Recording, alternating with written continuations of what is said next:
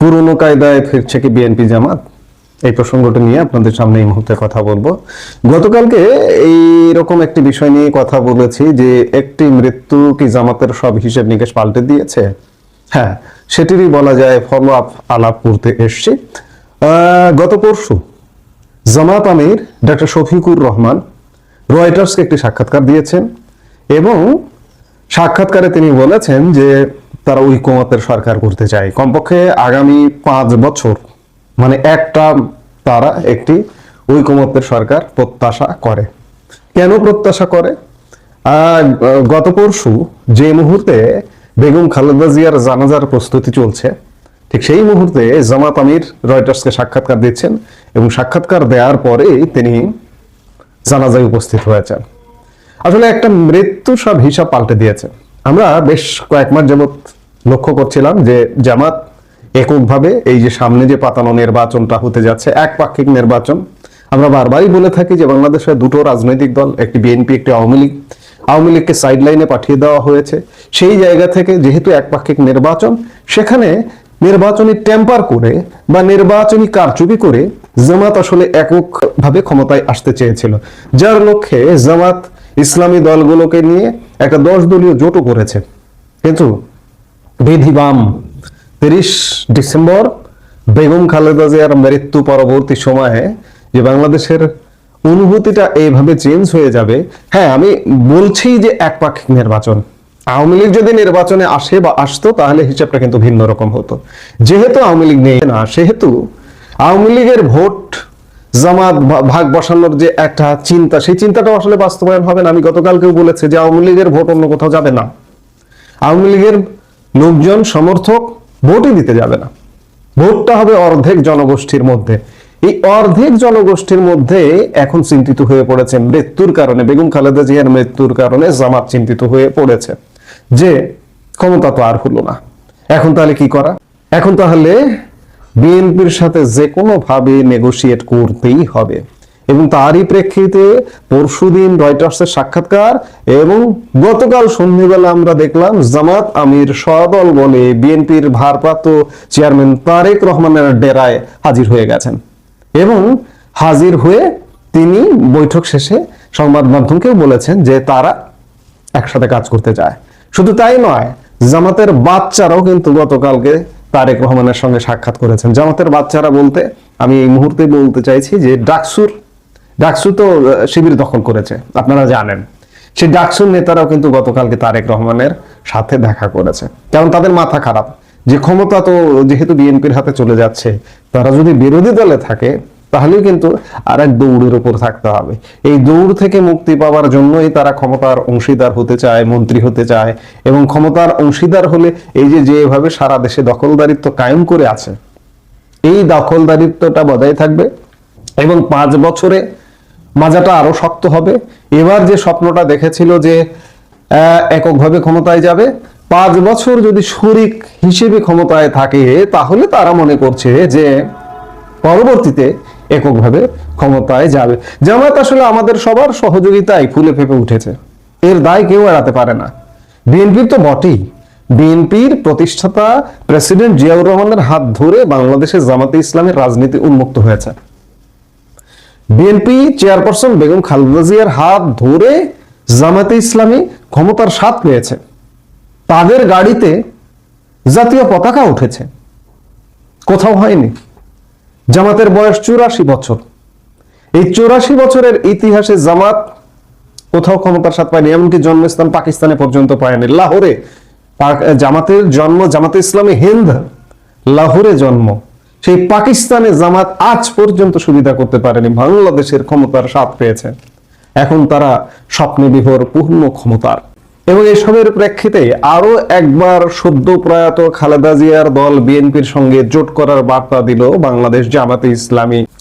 দলটির প্রধান শফিকুর রহমান গতকাল বৃহস্পতিবার খালেদা পুত্র তারেক রহমানের সঙ্গে দেখা করে তাকে সমবেদনা জানান। গুলশানে বিএনপি চেয়ারপারসনের কার্যালয় থেকে বেরিয়ে শফিকুর রহমান সংবাদ মাধ্যমকে জানান দেশের স্বার্থে বিএনপি এবং জামাত মিলেমিশে কাজ করতে পারে।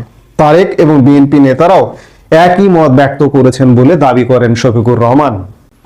অবশ্য বিএনপির কোনো মত এখন পর্যন্ত আমার চোখে পড়েনি, হয়তো আরো আমরা যখন ভিডিওটা তৈরি করছি আরো পরে হয়তো চোখে পড়বে, বিএনপি হয়তো কোনো একটা বক্তব্য দেবে, আজ হোক বা কাল হোক যে কোনো সময় বক্তব্য দেবে। মুক্তিযুদ্ধ বিরোধী কট্টরপন্থী রাজনৈতিক শক্তি হিসেবে পরিচিত জামাত একসময় বাংলাদেশে নিষিদ্ধ হয়েছিল সংগঠনটি। 2001 থেকে 2006 সাল পর্যন্ত খালেদা জিয়া প্রধানমন্ত্রী থাকাকালীন বিএনপির সহযোগী হিসেবে ক্ষমতায় ছিল জামাত।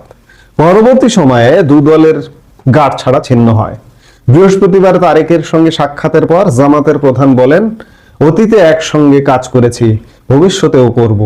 একই সঙ্গে তার সংযোজন 5টা বছরের জন্য জাতির স্থিতিশীলতার স্বার্থে, একটা সুন্দর পরিবেশ ফিরিয়ে আনার স্বার্থে আমরা সবাই মিলেমিশে ভালো কোনো চিন্তা করতে পারি কিনা সেটাও আমাদের চিন্তা করা দরকার।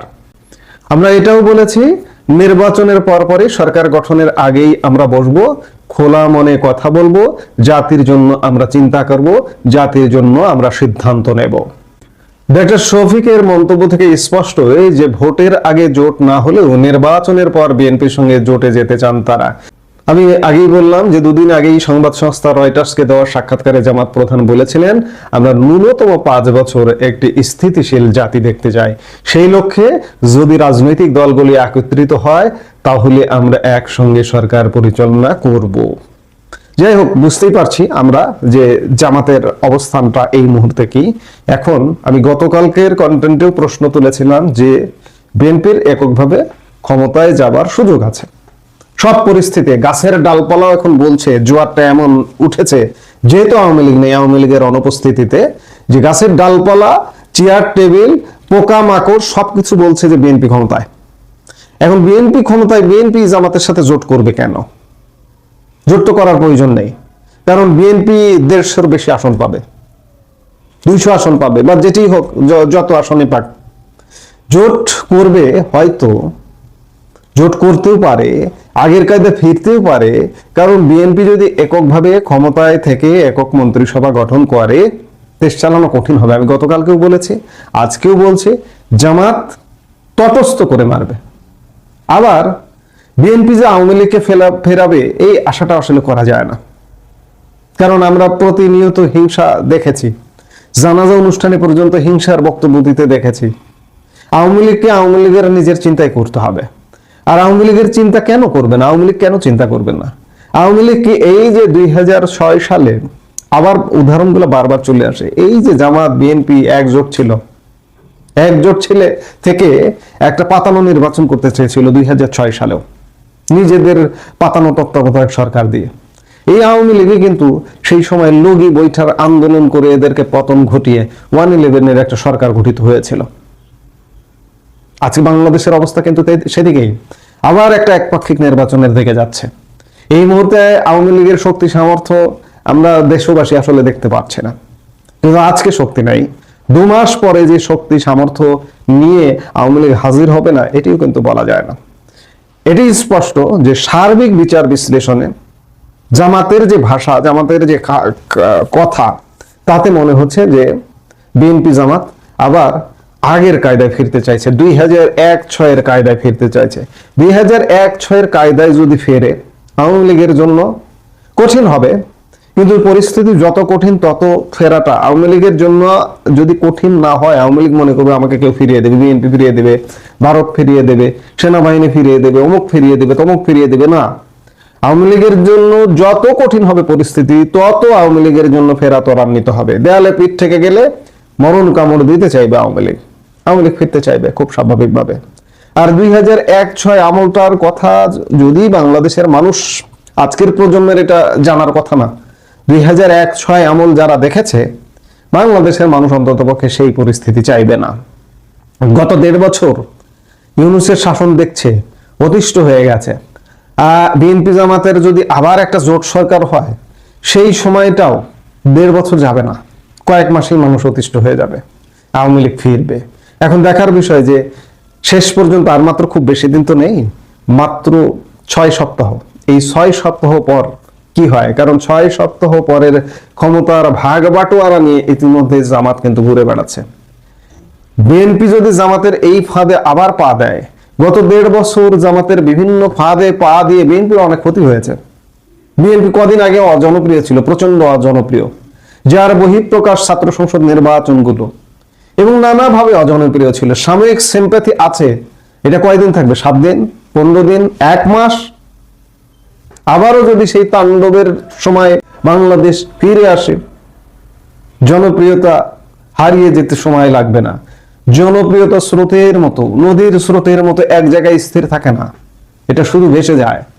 কাজেই আজকের যে বিএনপির জনপ্রিয়তা, এই জনপ্রিয়তাকে কাজে না লাগিয়ে যদি জামাতের ফাঁদে বিএনপি পা দেয়, বিএনপির জন্য মহা বিপদ আছে। তারেক রহমান দীর্ঘদিন বিদেশে প্রবাস জীবন কাটিয়েছেন, তিনি দেশে এসেছেন। 7 সালে তিনি বিদেশে যেতে পেরেছিলেন। আমি ধারণা করি এবারও তিনি বিদেশে যেতে পারবেন না। তার